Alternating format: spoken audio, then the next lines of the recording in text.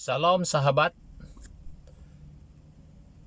Kalau kita melihat tentang kisah Paulus dan Silas ketika mereka ditahan di penjara Filipi, mereka ditahan di penjara yang paling tengah. Lalu kira-kira tengah malam, Paulus dan Silas berdoa dan memuji dan memuliakan nama Tuhan. Jadi di saat tangan dan kaki mereka terbelenggu, mereka tidak dapat bergerak, tidak boleh lari, hanya mereka duduk dan tidak dapat berbuat apa-apa. Tetapi sekalipun kaki mereka terbelenggu, tangan mereka terbelenggu, namun mulut mereka tidak terbelenggu, hati mereka tidak terbelenggu. Maka itu sebabnya mereka memuji Tuhan, menyembah Tuhan, memuliakan nama Tuhan di saat-saat mereka tidak berdaya dan tidak dapat berbuat apa-apa. Jadi oleh itu saudara-saudara, bagi kehidupan kita sebagai orang percaya, kadang-kadang kita seakan-akan seperti Paulus dan Silas. Kita dibelenggu berbagai pergumulan, dibelenggu berbagai masalah, dibelenggu berbagai tekanan hidup. Jadi saudara-saudara, ingat bahwa mulut Anda tidak akan terbelenggu, hati Anda tidak terbelenggu. Oleh itu, marilah menggunakan mulut Anda untuk memuji Tuhan. Marilah kita berdoa kepada Tuhan, menggunakan mulut kita untuk memuji dan memuliakan nama Tuhan.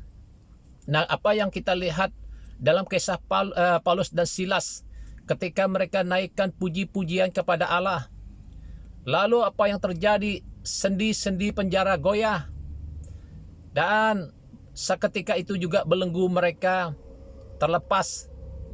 Jadi oleh itu saudara-saudara, jika kita memiliki hati seperti Paulus dan Silas dan tidak melihat apa yang mengikat kita, tidak tertekan, tidak